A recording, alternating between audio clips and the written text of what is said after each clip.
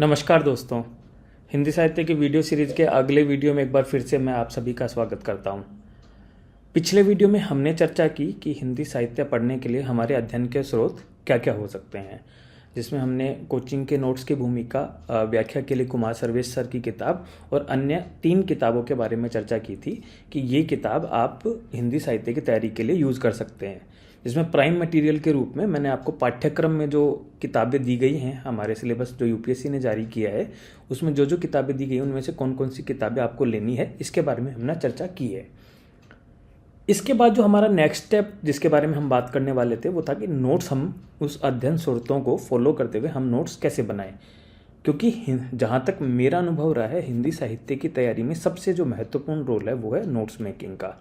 आप कितनी ही भी क्लासेस कर लीजिए, कितना भी आप प्रिंटेड मटेरियल पढ़ लीजिए, कितना भी किताबें पढ़ लीजिए, जब तक कंपाइल फॉर्म में आपके पास नोट्स अवेलेबल नहीं होगा जो एग्ज़ाम की दृष्टि से इम्पॉर्टेंट हो, तब तक आपको एग्ज़ाम में अच्छे नंबर नहीं आएंगे। क्योंकि वही हमें बार बार दोहराना है, उसी का बार बार रिवीजन करेंगे और उसमें लिखी गई बातों को हम आंसर्स में और उसके बाद टेस्ट सीरीज में इम्प्लीमेंट करने की कोशिश करेंगे।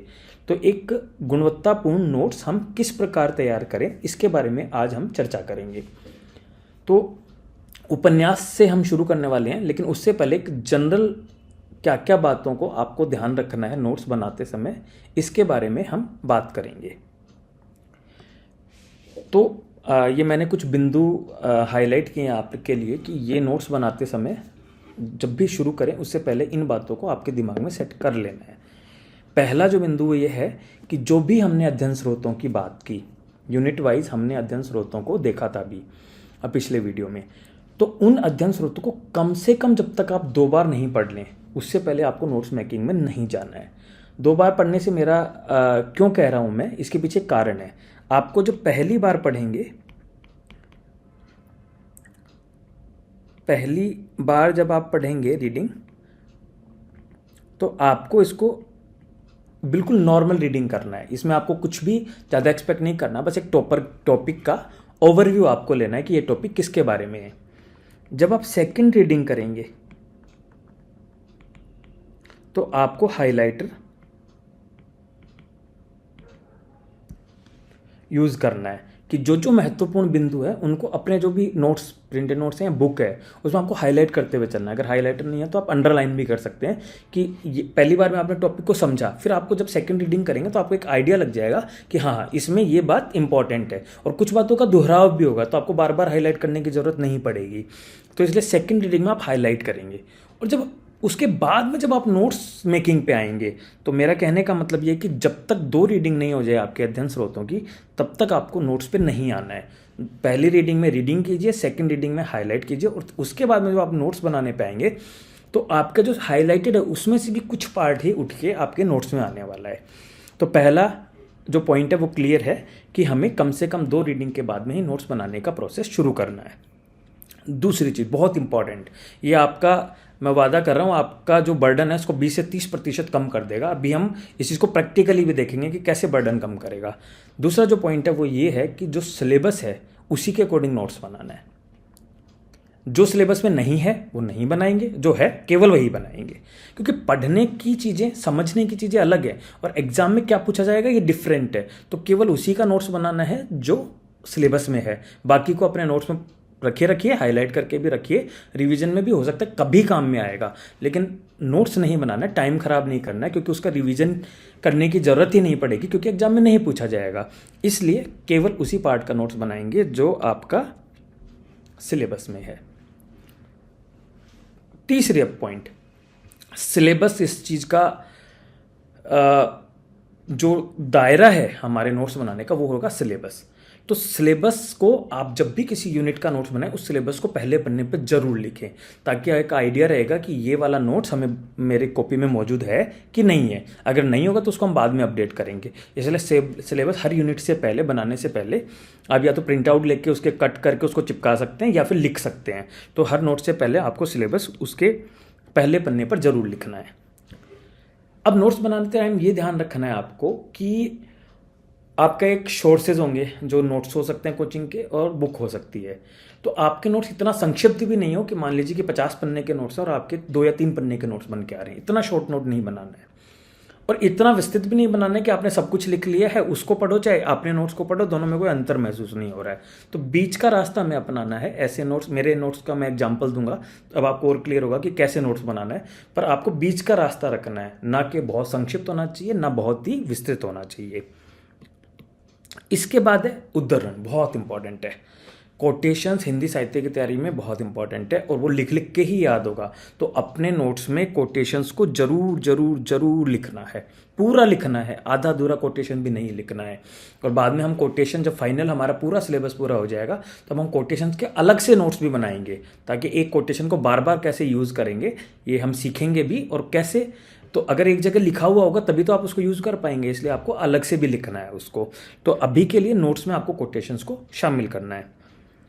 और एक यूनिट जब पूरा हो जाए या एक टॉपिक पूरा हो जाए तो आपको कम से कम एक पन्ना तो टॉपिक खत्म होने के बाद, और कम से कम 3 या 4 पन्ने यूनिट खत्म होने के बाद में आपको छोड़ने हैं, क्योंकि हमारे नोट्स बार बार अपडेट होंगे, कुछ चीज़ें हमें बाद में ऐड करनी पड़ेंगी, तो इसके लिए उस पर स्पेस होना चाहिए। तो आप पहले से ही ये चीज़ दिमाग में लेके चलें।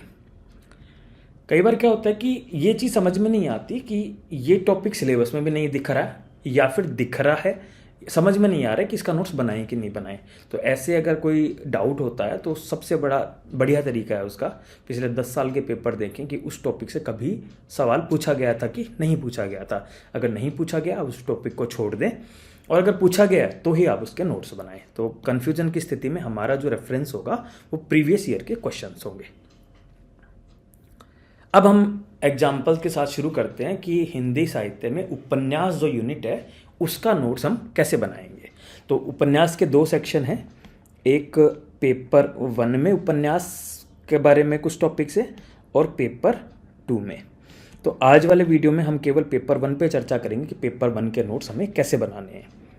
तो मैंने आपको पहली स्टेप बताई कि नोट्स बनाने से पहले आपको सिलेबस को नोट्स से पहले लिख लेना है।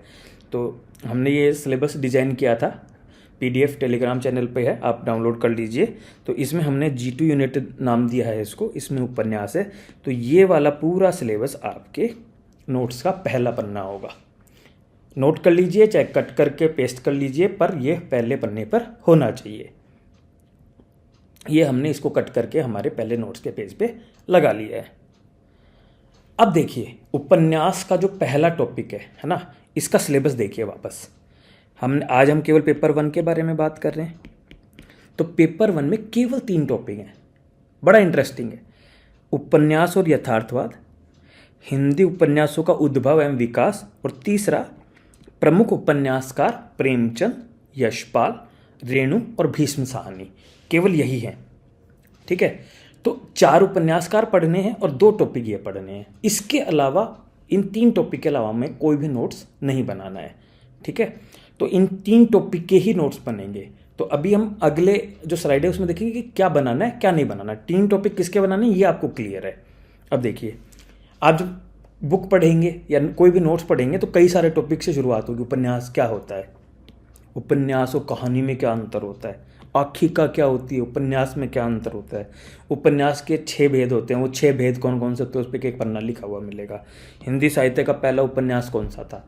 ये ऐसे टॉपिक है जो सिलेबस में नहीं है। पहले देखिए क्या ये हेडिंग हमारे सिलेबस में है, नहीं है। अगर नहीं है, ये नहीं है, ये नहीं है, ये नहीं है, ये नहीं है, ये नहीं है, तो हम इसके नोट्स नहीं बनाएंगे। आंख बंद करके मत बनाइए, नहीं आएगा सवाल। मान के चलिए पिछले 10 साल के पेपर उठा के देख लीजिए, नहीं पूछा गया है, दूसरे तरीके से पूछा जा सकता है। उसके लिए हम तैयार रहेंगे, और जो पेज हम छोड़ रहे हैं वो उसी के लिए छोड़ रहे हैं कि जब हम प्रीवियस ईयर के क्वेश्चंस को स्टडी करेंगे तो ऐसा कोई पार्ट जो नोट्स में रह गया है वो हम वहाँ पर ऐड कर लेंगे। तो इन टॉपिक्स के आपको नोट्स नहीं बनाने हैं। बनाने किसके हैं, अगेन 3 टॉपिक देखे थे हमने, उपन्यास और यथार्थवाद का संबंध, उद्भव एवं विकास, प्रमुख उपन्यासकार जैनेंद्र और भीष्म साहनी। मैं 2 ही नाम लिख रहा हूँ, क्यों अभी बताता हूँ। और उपन्यासकार की महत्वपूर्ण रचनाएं, जो हमारे पेपर 2 के सिलेबस में रचनाकार हैं और उनकी रचनाएं हैं, उनको आप पेपर 1 में अलग से तैयार मत कीजिए। जैसे उदाहरण के लिए आप इधर देखिए, प्रेमचंद हमारे यहाँ पर भी हैं, यशपाल की दिव्या हमारे यहाँ सिलेबस में है, फणीश्वर नाथ रेणु का मैला आंचल हमारे साथ में है, ठीक है, पेपर 2 में है। तो केवल 2 बचे, भीष्म साहनी तथा जैनेंद्र, ठीक है। तो केवल इन दो रचनाकारों को हमको तैयार करना है कि इन रचनाकारों का कि जो काव्य यात्रा रही है उपन्यास को लेके वो क्या रही है, इनके प्रमुख उपन्यास कौन से हैं, और एक या दो मैक्सिमम दो जो इनका सबसे जो प्रसिद्ध उपन्यास है उसके शॉर्ट नोट्स आपके पास होने चाहिए। जैसे भीष्म साहनी की बात करें तो तमस है इनका, और जैनेन्द्र का अगर बात करें तो त्यागपत्र है। ऐसे दो तीन जो उपन्यास हैं, अगर किसी का बहुत प्रसिद्ध नहीं है, दो तीन है, तो दो तीन की संक्षिप्त आपको जानकारी होनी चाहिए। ये इस तरीके से आप नोट्स बनाएंगे। क्योंकि प्रेमचंद हमें पेपर 2 में पढ़ना है तो हम पेपर 1 में उसके नोट्स नहीं बनाएंगे। अगर पूछा भी जाएगा तो पेपर 2 के जो हमारा जो शोर्ट्स होगा, अध्ययन होगा, उसी के आधार पर हम पेपर 1 में भी लिख देंगे। तो हमें केवल ऐसे रचनाकारों को देखना है जो पेपर 2 में नहीं है। तो हमें किसको बनाना है, उपन्यासकार जैनेन्द्र और भीष्म साहनी का नोट्स बनाना है। इनकी महत्वपूर्ण 1 या 2 रचनाओं के शॉर्ट नोट्स बनाने हैं। और जैसे हिंदी साहित्य का पहला उपन्यास है, ये आपको परीक्षा गुरु पहली बार आप जो नोट्स बनाएंगे तब आप इसकी पहचान नहीं कर पाएंगे कि हमें परीक्षा गुरु पे एक नोट्स बनाना चाहिए। लेकिन जब आपका पूरा सिलेबस हो जाएगा, जब आप पूरे प्रीवियस ईयर के क्वेश्चंस देख लेंगे, तो आपको एहसास होगा कि हाँ, परीक्षा गुरु पूछा जा सकता है या पूछा गया है। तब एक पन्ने पे शॉर्ट नोट परीक्षा गुरु का आप बनाएंगे, ये बाद में आएगा।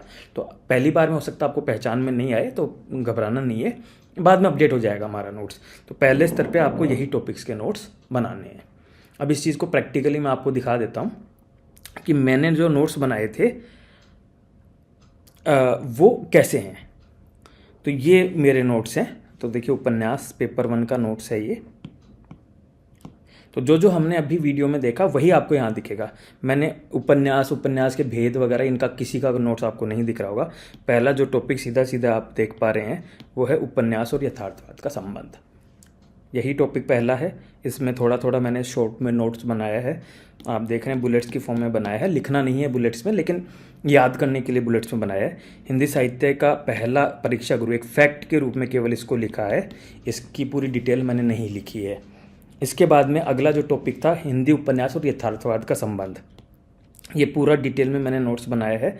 इसमें विभिन्न कालखंडों में यथार्थवाद क्या क्या रहा है उसके बारे में, प्रेमचंद पूर्व क्या रहा है, उसके बाद में आप आगे देखेंगे प्रेमचंद युग में, फिर प्रेमचंद पश्चात यथार्थवाद क्या रहा है। बस इतना ही 2 या 3 पन्ने का नोट्स है। उसके बाद में जो सबसे बड़ा टॉपिक आता है वो हिंदी उपन्यास का विकास।